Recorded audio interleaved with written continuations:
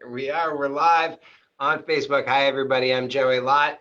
And as always, I'm joined by my dear friend, Chanan. Hi, Chanan. Hi, how are you? How's everybody? Today we want to talk about what is it really to be here now. But before we just jump into that, if you don't know who we are, we just want to straight out. First of all, we're your brothers. You're our sisters. We really operate from a place where we really know that we're all connected. We really know that we're all in this together. And most of you know that too, but your mind doubts that. So really, it's the same reference that we're actually here. We learned that we have to be here now, and being here now is where freedom is, and we've had a taste of that. But then we tried to be here now and have to figure out how to be here now. So even when we know in our own direct experience, even perhaps that here-ness is actually here, we have to continue to try to get to here. And that seeking is the suffering, which we'll be talking about today. So I just want to say a little bit about myself and Joey. We're both married. We each have 3 children. Joey lives up in Vermont. He's right now coming to you from his, what is it called, an yurt? A yurt. It's a yurt, yeah. A yurt, right? Joey's the bearded hippie man. He's got a guitar there, right? If you were to stereotype Joey based on your judgments and your ideas of the other, which we talked about in other episodes, then you will either associate yourself to Joey, like Joey, or dislike Joey based on your conceptions and ideas. Somebody I love dearly made some comments about Joey's appearance, that, you know, he should be more together for the presentation of something professional, right? That if his son is going to help people as a healer, then he's needs to look a certain way. And then here I am with, blonde hair, right? So there's Joey. Picture, I'm on you, right? So that's that guy in Vermont. And you can have your perceptions and ideas about him. And here I am, blonde hair. What's this guy with blonde hair? Someone told me this is a little guru looking. I got a tree of life my wife makes for me. But you see, your perception of me and Joey is just a reflection. And anything you have to say about Joey or I is no different than what your mind has to say about you. So the possibility is to really, if you're spending this time with us and you're still here now, is to spend time with the two of us, split screen. Spend time with the two of us and notice whatever your mind has to say about what you think you're going to experience here, what your mind has to say about you, what your mind has to say about us, and see if it's possible to hear us, not from a space of agreeing or disagreeing, not from a space of your mind going, yeah, I already know that, or yeah, what's the point? But let's see if we can actually be in this together for real. Let's see that perhaps if you're really listening right now, then there's no mistake that you're hearing us right now. That if life is really one, then this is all occurring, isn't it? And a way you can check into that, which points to now, and then we'll talk about now, is just for a moment, you just close your eyes for a moment. And this is so simple. The mind can tell you crazy stuff about it. And this is not a breathing technique, which they can be great. I just want you to notice something. Close your eyes for a moment, and we take a breath in through our nose, out through our mouth. Just close your eyes in through your nose, out through your mouth. Just notice your breath for a moment. Notice. If I ask you, do you have to do anything to breathe? The mind can have its answer, yes or no. So that's like the ripples on top of the ocean. We teach you not to get rid of thoughts, but to allow thoughts to be there. So do you have to do anything to breathe? And now if you just check in again, notice with your own attention. Doesn't the breath keep coming to you? Keep coming to you? You can receive that. Does that take any effort? Do you have to believe that's true or not? It's occurring. Your heart right now, do you have to remind yourself that your heart's beating? Or is it occurring? So what if for this time together, you take a respite, you take a retreat from everything else for a moment, you just turn everything else off if you're here with us, and you dare to allow yourself to just be here. And just to recognize that we are in this together, this is occurring. And then the possibility of something fresh and new and clear can arrive within you, not because we speak it, but because you can receive yourself, speaking to yourself outside of the delusion of mind. So then we can see, what is it to really be here? That it's all here now. So we learn these practices of how to get here, be more mindful.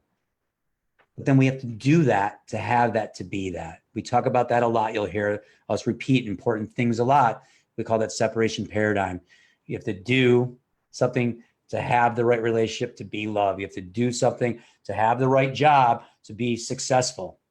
And spirituality, you have to do the right practice to have the right experiences, to be free and release and surrender, to forgive, to be free. And yet all of that is really in denial that you are here. If you have to do something to really be here, then the fact that you have to do something is in denial already that you are here. And I'll go to Joey on that for now. I want to say something about that, because it really struck me as you were sharing that, how fear comes up oftentimes in this kind of inquiry. And, to really just inquire honestly into just being, that's really that's the whole invitation. Just inquire what it is to be. And that can bring up fear. And I remember, I don't have to search too far back in order to find that fear. The fear is anytime that that I experience a letting go or release or surrender or whatever you want to call it, that there's fear, right? And so the problem is that oftentimes we've been taught that be here now is going to translate into some kind of calm, peaceful state that our mind has constructed for us, this fantasy land. And then when fear arises, oh no, I'm doing it wrong. This isn't working. So for me, it's so important to recognize just to recognize that tendency and that pattern of the mind to label something as good or bad, and then desirable or undesirable, okay or not okay. And if I just accept that at face value, I'm like, oh, okay, gotta get away from that. Then what am I doing? I mean, it's so clear, is I'm lying. I'm lying. I'm saying I'm going to be here now. But then when I'm here now, I'm going to say, oh no, I'm going to go somewhere else. Now I haven't gone anywhere else. I'm just telling myself I'm going somewhere else, and I'm believing it, because I'm believing that what's here now is totally unacceptable. And this is the game of suffering, and it's the game of seeking, and it's the game that most of us have been taught to live our whole lives in this way. I mean, most people go from I wouldn't say from birth to death, because we're not born that way, but we're taught that. So from an early age, most people from an early age to their death, they're living in that story of fear and separation and struggle and trying to be here now, trying to be present. And it would be a joke if it wasn't so actually painful, that all along you can just see everybody's running away from now. That's right. That's right. It's so clear if you listen to what Joey just said. So to really inquire, to kind of ingest what we're saying, is to recognize on the threshold of anything new, anything exciting, anything important, anything beyond what you know, anything towards the unknown, which the unknown is really right now. See, the ego mind is constantly avoiding the unknown. And you can try to practice be here now and feel the pain body. But if it's you having to tell yourself you're doing it right or doing it wrong, don't forget to do it, you're doing it good, then that's still operating in everything that's in the separation paradigm. It's a mental conversation still. So what we're asking you to take a look and discover is your direct experience that you exist. Now the mind will go, okay, yeah, so what? That's so simple. The mind will overlook it because it's overlooking it all the time. Like Joey just said, we've been told our entire lives We have to do this to have this to be this. We've been told our entire lives. And so from early childhood, like Joey said, to death. So the opportunity is for you to die now before you die. To finally about face and see what you've been running from. See what the technique of trying to be here now, but isn't comfortable with what's here, is saying no, that what is here is not okay. I can't be with this. I have to repress it, indulge it, run from it. And so appropriate, which we can do a whole thing on this maybe in the next couple of days. What's coming up right now in 2 holidays?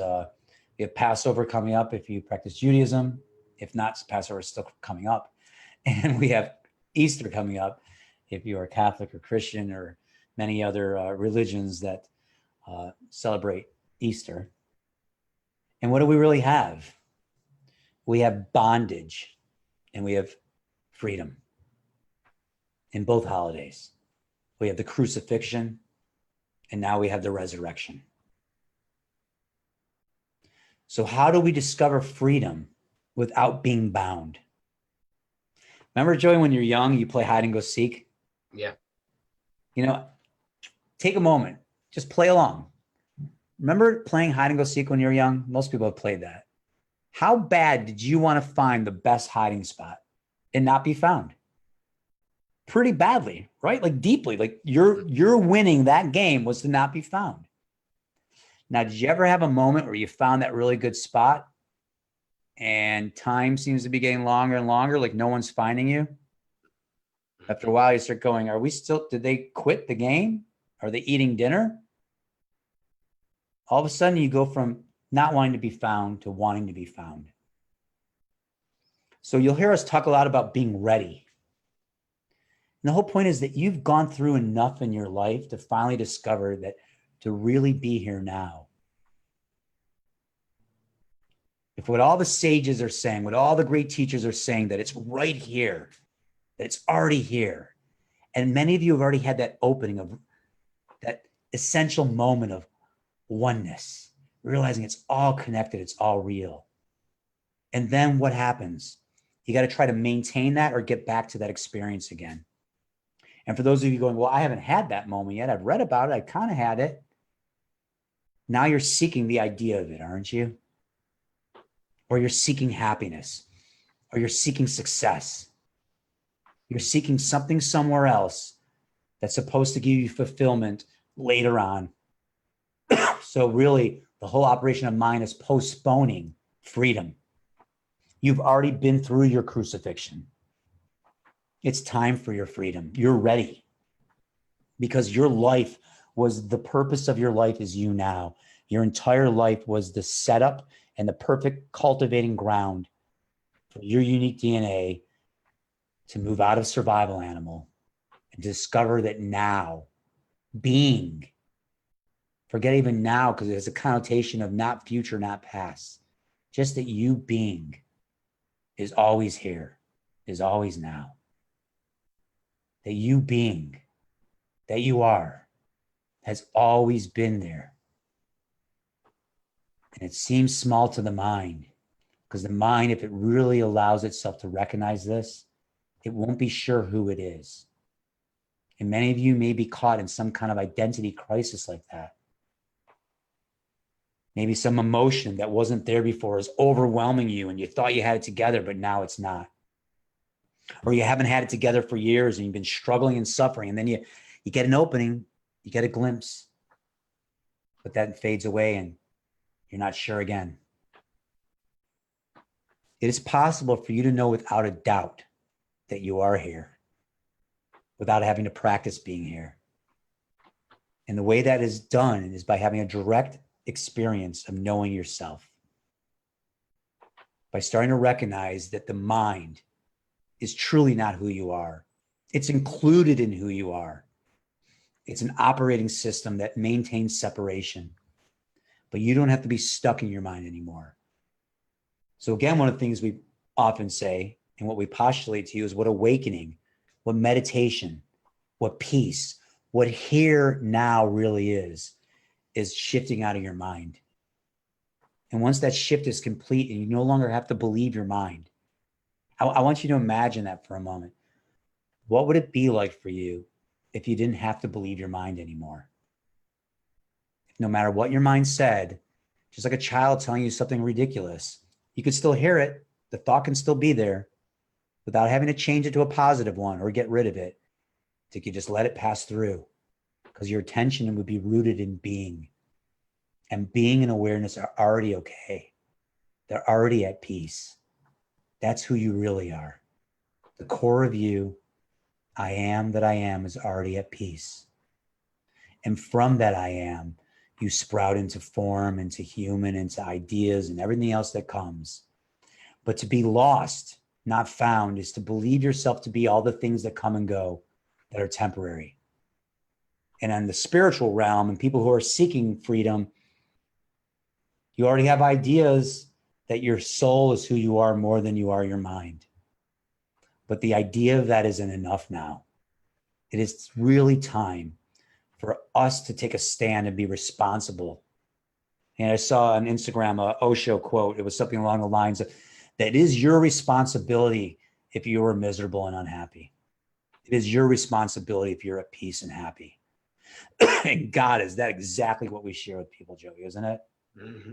That we have to take responsibility for our awakening. It's not just happening, that there's a maturity in you that recognizes with awareness, because awareness is everything, that it's time to show up. It's time to take responsibility. It's time to slow down and see that there's a choice to believe your mind. And there's a severing of identity to the survival animal to discover that you already are here. You're already whole.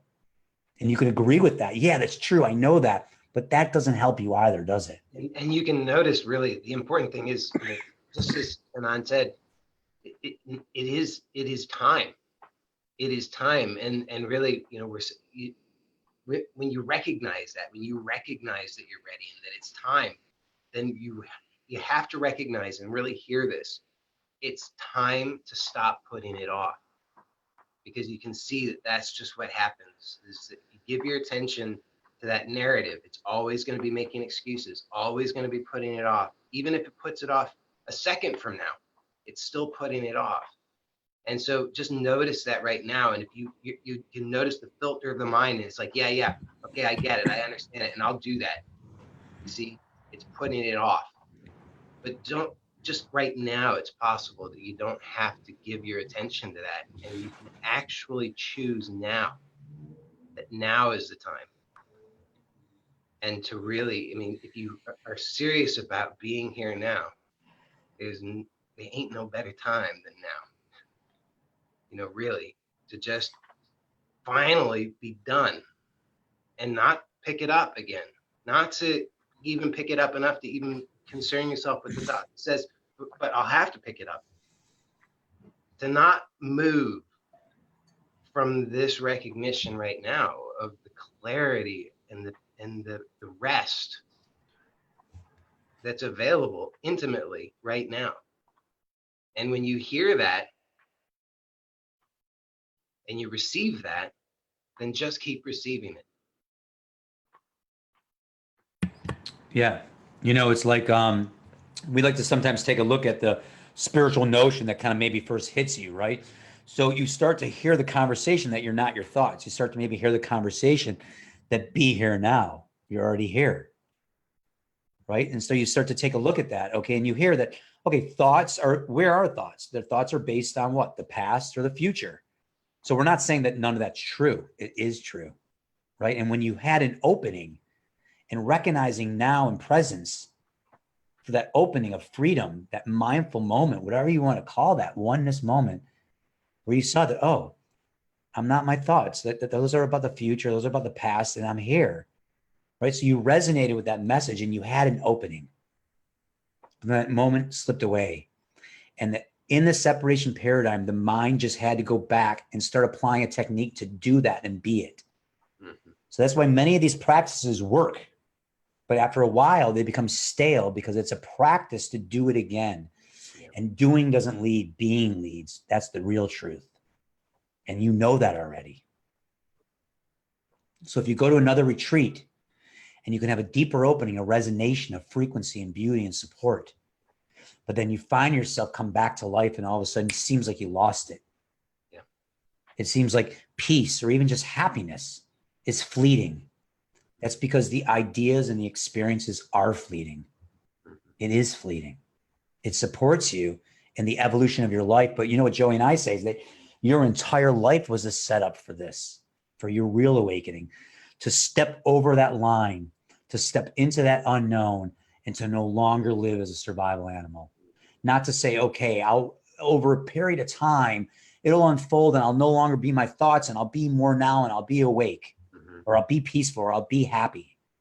Most of our students have been at this for 10, 20, 30 years. And guess what? A lot of you don't have to spend that time to do that. You don't have to go the hard way. But if you've been at that, what's amazing is beginner, advanced. What's the same thing we see? And it's because it's not a progressive path. You know, that's the thing, is all those other things, the old ways, they're all about, you're going to do something, you're going to get something, then you'll be something. And then you see how it becomes very complicated and it takes a lot of time. And that's what we're also accustomed to. And that's all about, there's a time and place for that. You know, if you want to, you want to take care of your body, well, then have a plan for that. You know, go to the gym, go for a walk outside, eat well, get good sleep. You know, that's fine. That's good. But if you start applying that to knowing who you are, you think that you have to do something and maintain something in order to know who you are. That's not going to work. It doesn't even make any sense. You know, logically, it doesn't even make any sense. So the thing to hear. Hey, Joey, I just want to ask you a question. Why, just to flatter everybody, why does it not logically make sense? I just think it'd be great to point it out. Why doesn't it logically not make sense? Well, how on earth could, so this becomes very clear if for anybody who just takes a moment right now to just pause and recognize that your most intimate experience of yourself is prior to any thought. You know that you are before the thought that says I am. And during the thought and after the thought, you always have this recognition. So how is it possible then that a thought is going to be able to capture what is prior to, during, and after all thought? It's just insane. Yeah, and that you're going to be here by doing something to be here. Right. Yeah.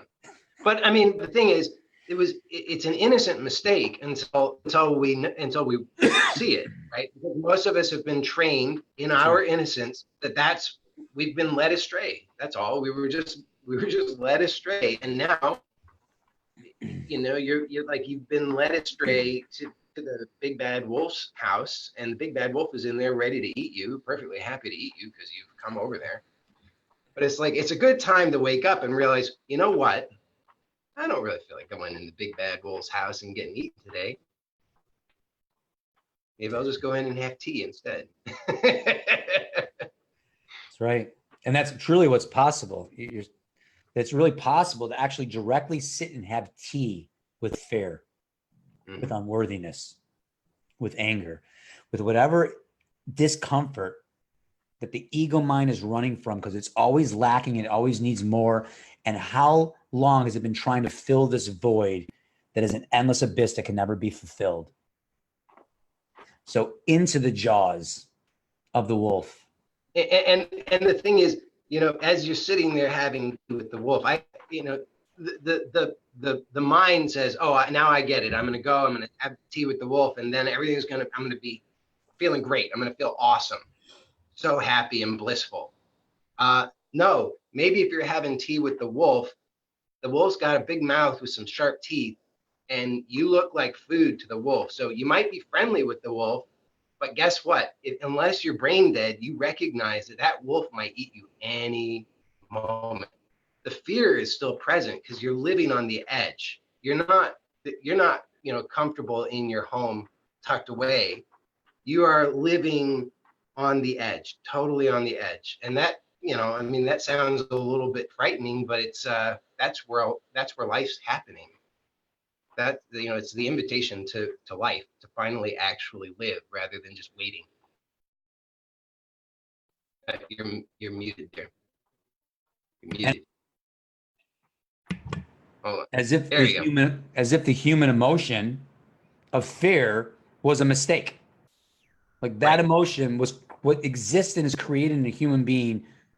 Now, does it have to be believed, like false evidence appearing real? Do we have to be run by fear or run from fear? So fear is not even what we think it is. When we directly can be with fear, we can have tea with it for real. We discover something with fear that we didn't know. And by being with something, there's a wisdom that can only be known by really being with something. So you have to tell the truth.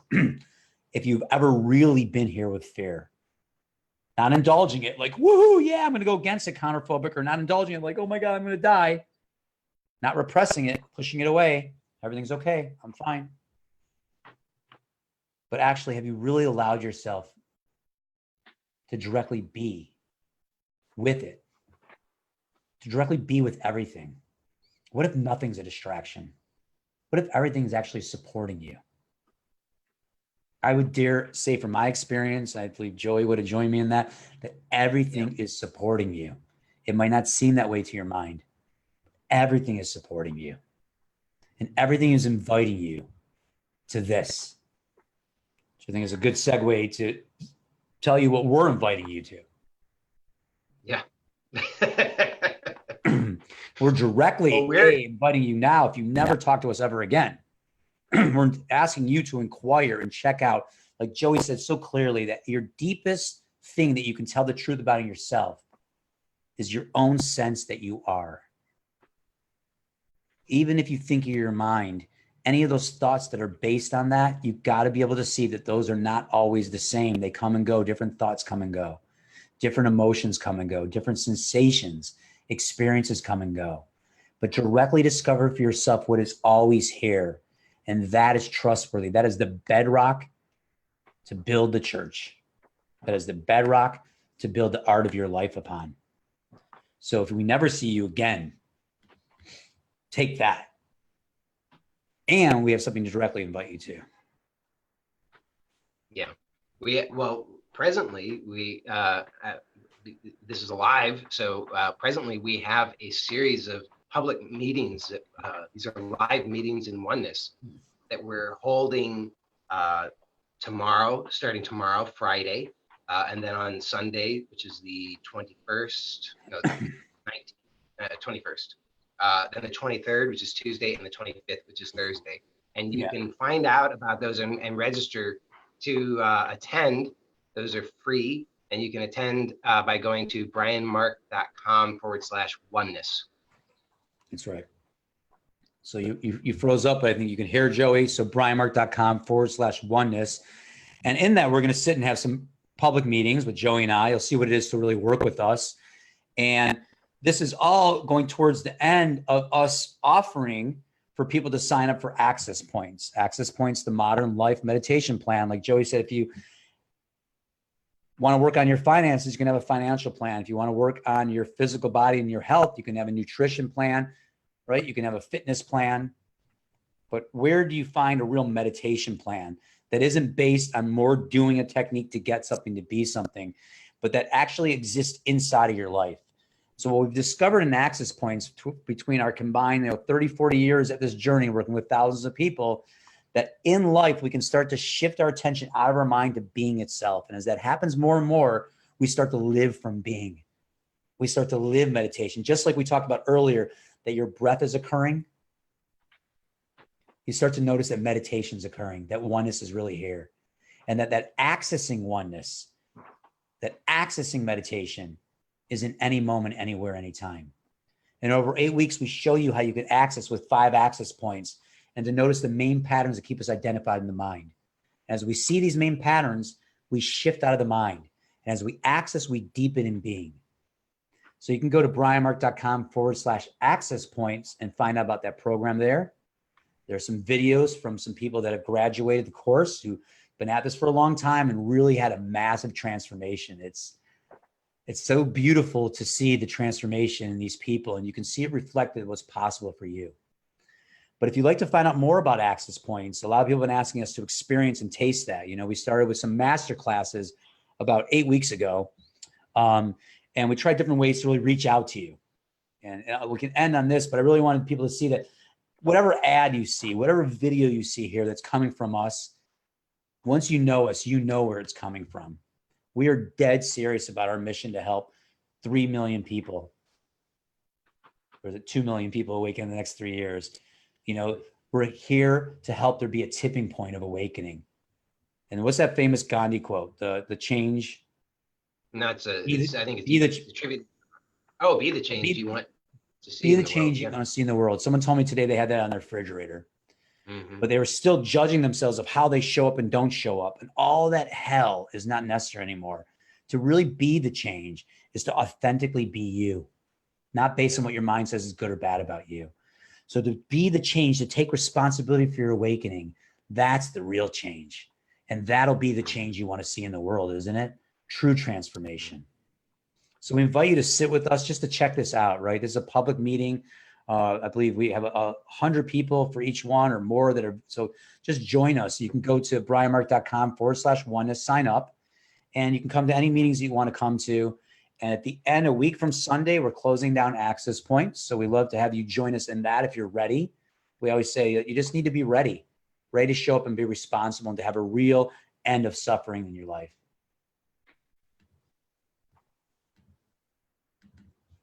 I think I froze up there.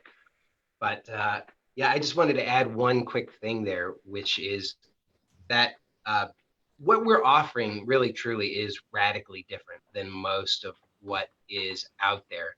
And it takes sometimes a little while just to really soak in that and to really receive that. So I would encourage people to, watch these lives and register for the meetings and attend, because it's going to really give you a deeper, more well-rounded perspective so that you can really have a greater, I guess we'll say, understanding of how this is different and how this really can impact your life in ways that you've longed for, but kind of maybe have grown cynical about. It really is possible to awaken to who you really are and to live from that. And that's what we're offering. So I hope that you will attend the meetings with us. I would really love to see you there. And so one question before we say goodbye. Are you here now? Now your mind, if you think you're judging if you're present or not, is going to say, well, no, I was in my thoughts, or no. Hold on a minute. Not are you being present or not being present. Are you here right now? I'll see you here. I'll see you over there. I love you. I don't think I say that enough in these lives. I do privately, but I really love you. I know that we're family. I know that we're in this together, and you can lean on us. If not on us, find someone you can lean on who's trustworthy, who really can help guide you there. But come take a look and know that we're both here in support of you. And that's what these videos are for. And by the way, if this message resonates with you, the message that's deeper than appearances, then please, like this, share this, wherever you are on social media, because there's somebody else who's never heard this before, and it could change everything for them. There's somebody else who's heard it so many times. Because how many times, Joy, do we say the same thing until all of a sudden someone's like, oh my God. Because what you hear is when you're ready. And if you're hearing this, you're ready. So share. If we're really on this together, share this. Join us in this movement of awakening. Take a stand for the responsibility for your own awakening and share this with others, because we are here to help resonate, reflect, and say yes, so that you can say yes and the world can say yes to what we all know in our hearts is possible. So I just want to say I love you very much here. You are you. There is no other you. Never will be, never has been. And that's different than the mind that wants to get here and be special and different. You're already it. We're already here together. So let's act like that's true. Let's act from that truth. Let's live from that awakened truth. All right. All right. Lots of love, people. Good seeing you. Yeah. Be yourself. The more you be you, the more I can be me. EBB. See you next time, everybody. Bye, everyone.